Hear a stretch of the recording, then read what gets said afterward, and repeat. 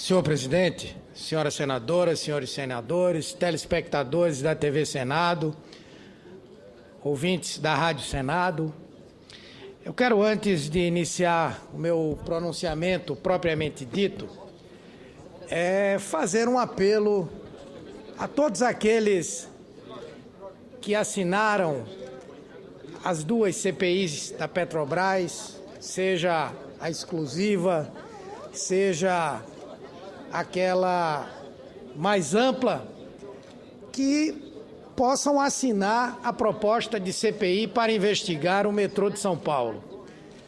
Os espectadores da TV Senado, ouvintes da Rádio Senado, viram aqui mais de uma vez o presidente do PSDB, candidato a presidente da República, Aécio Neves, dizer: tragam a CPI que eu assinarei.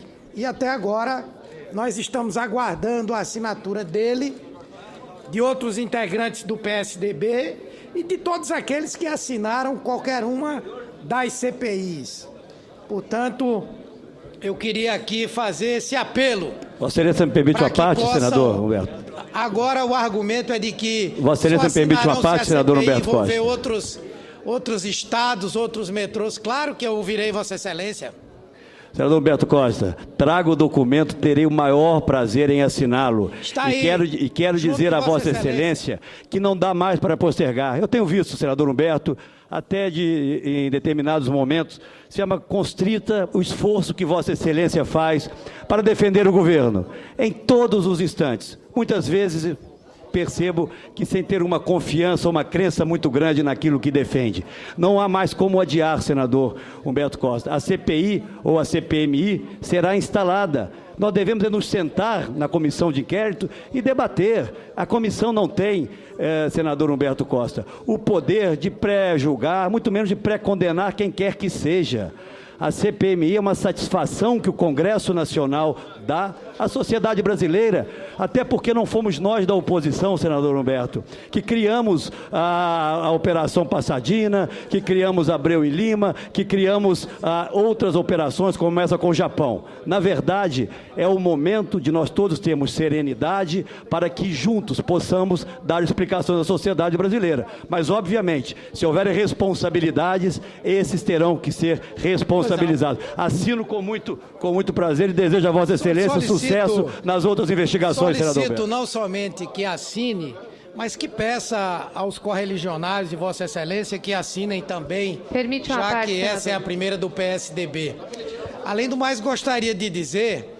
Mas Vossa Excelência sabe que não precisava da minha assinatura. Já poderia até ter instalado há muitos anos essa CPMI. Nós, do Bloco de Apoio ao Governo, fomos aqueles que indicaram os integrantes para a CPI da Petrobras aqui no Senado. Isso mesmo. Não fomos nós que indicamos e depois retiramos, não. Isso. Se Vossas Excelências quiserem começar a CPI amanhã, aqui no Senado, nós estamos prontos.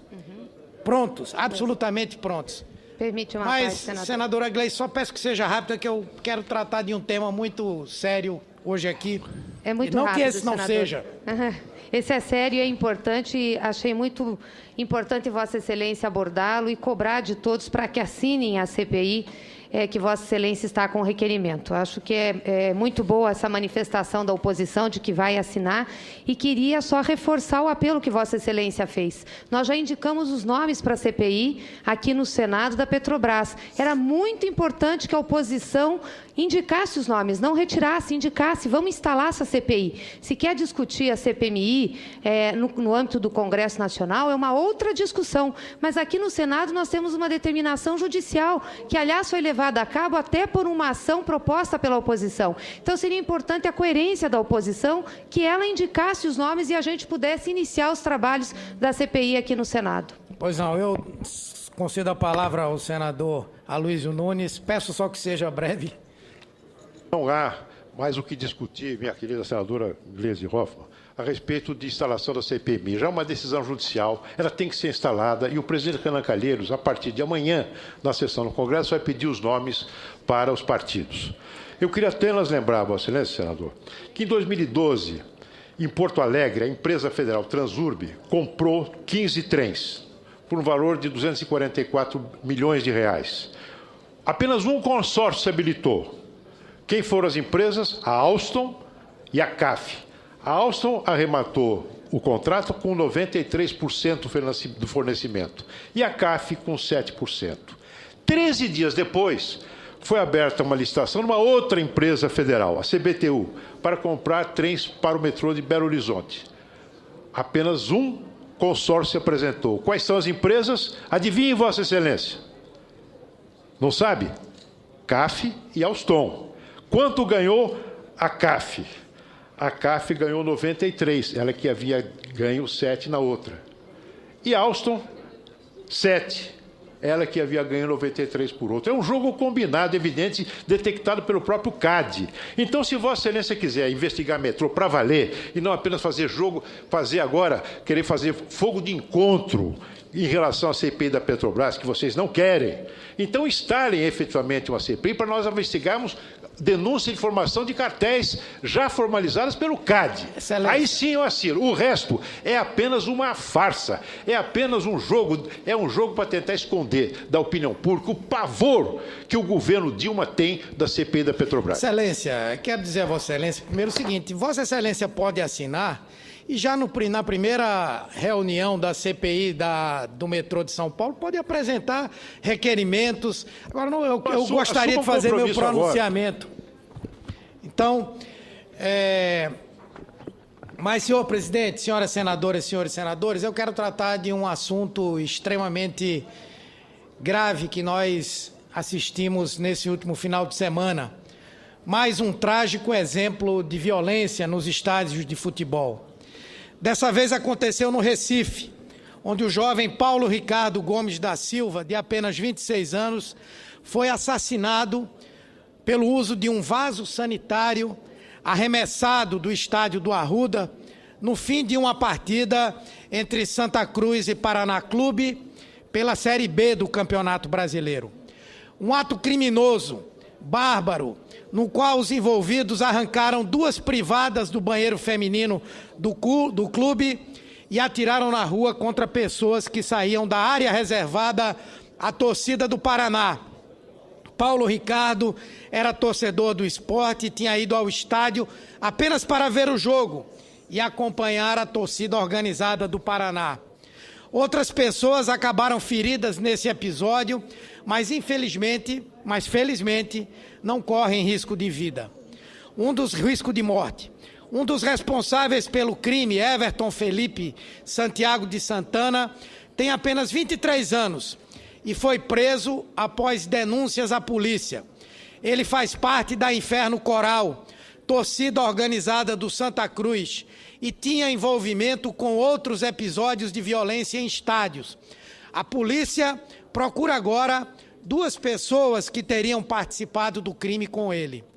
Esse ato de barbárie, de extrema crueldade, deixa a todos nós profundamente chocados e perplexos.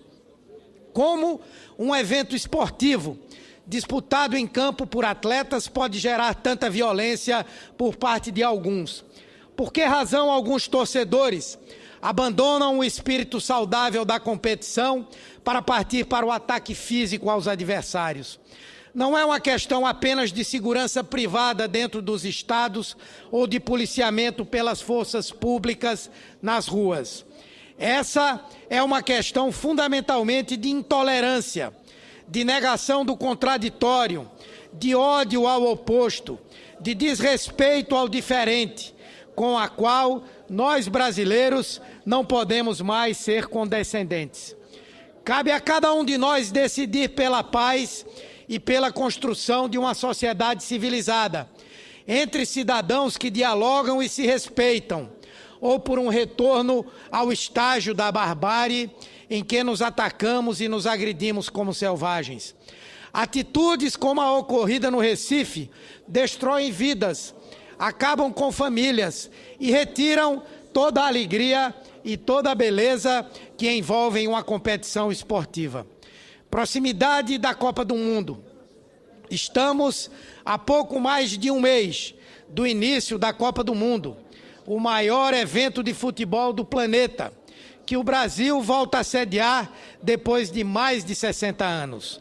Todos, governos e iniciativa privada, têm feito um esforço enorme para mostrar que este é um país capaz de assumir responsabilidades e ser um grande global player. Mas não é com esse espírito hostil que nós iremos mostrar a nós mesmos e ao mundo a nossa civilidade e nossa capacidade de empreender e de construir. Mais do que isso, um país que é também mundialmente reconhecido pelo seu futebol, o único pentacampeão, não pode legar às suas gerações futuras, às suas crianças e aos seus jovens, uma herança de ódio, de intolerância e de violência nos estádios. Antes de tudo, temos de ser um Brasil de bons exemplos a apresentar, especialmente no futebol. O sujeito que vai a um estádio disposto a agredir outro não é um torcedor, é um criminoso, é um malfeitor, que além de colocar a vida de outros em risco, ainda prejudica o próprio time. E uso aqui o exemplo do Santa Cruz, que por conta do ato insano ocorrido na sexta-feira, já perdeu 2 mandos de campo, terá que jogar com os portões fechados, pode perder mais 10 mandos de campo e ainda pagar uma multa de R$100 mil. Ou seja, para um time que enfrenta dificuldades financeiras e depende profundamente da presença dos seus torcedores nos jogos para garantir renda, punições como essas são fatais. Crimes dessa natureza atentam contra vidas, contra a sociedade e contra os próprios clubes. Esse é um tema sobre o qual temos que dar muita atenção aqui no Congresso Nacional, em razão da dimensão que o assunto tem para o nosso país. Precisamos encontrar um meio termo entre responsabilizar severamente os envolvidos e evitar que a punição se torne uma revanche e uma humilhação que inviabilizem os clubes. Essa não é boa política e a história está cheia de exemplos para provar. Por isso, temos todos a responsabilidade de firmarmos um grande pacto em favor da paz nos nossos estádios e na nossa sociedade, para que episódios como esse não voltem a se repetir. Temos que abolir essa cultura da violência e evitar que ela se instale como uma forma corriqueira de nos comportarmos. Não é por meio de agressões mútuas que chegaremos ao patamar de civilização que desejamos. Mas eu ouço o senador Suplicy antes de concluir meu pronunciamento. Quero cumprimentar o senador Humberto Costa pela análise e o apelo que Vossa Excelência faz ao comportamento dos torcedores. Efetivamente, nós precisamos dar um exemplo aos povos do mundo de um comportamento civilizado e que possa o esporte ser, sobretudo, algo que possibilite aquilo que tantas vezes assistimos nos mais diversos tipos de atletismo. Quando, por exemplo, nos lembramos do filme Invictus, em que Nelson Mandela, como presidente, resolveu solicitar aos jogadores dos melhores times de brancos estarem treinando, e a seleção de rugby para ir treinar nos bairros negros, e ali tivemos um exemplo formidável de confraternização, o esporte, e também foi ele quem tanto estimulou que a Copa do Mundo fosse realizada na África, a última Copa do Mundo, quando ele ainda era presidente. Então, nós podemos fazer da Copa do Mundo um momento de confraternização.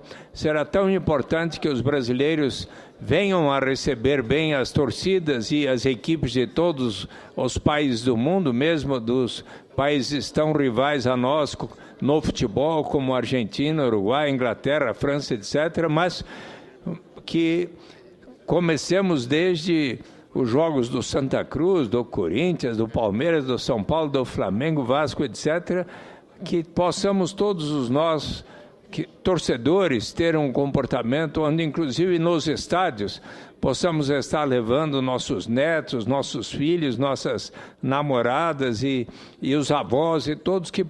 E na medida em que realmente os estados forem um lugar onde todos possam conviver civilizadamente, torcendo com entusiasmo por seus times, mas sem o uso da violência que, infelizmente, vitimou um pernambucano ali no estádio de Santa Cruz, que isso realmente não se repita. Meus cumprimentos ao apelo que faz a todos nós brasileiros. Agradeço a Vossa Excelência. Quero dizer que me solidarizo com a família, com os amigos de Paulo Ricardo Gomes da Silva, em memória de quem estou pedindo um voto de pesar. Mas quero dizer também que nós precisamos, enquanto sociedade, enquanto instituições, ter uma posição muito firme quanto a isso. Uma das maiores causas da continuidade desse tipo de situação é a impunidade.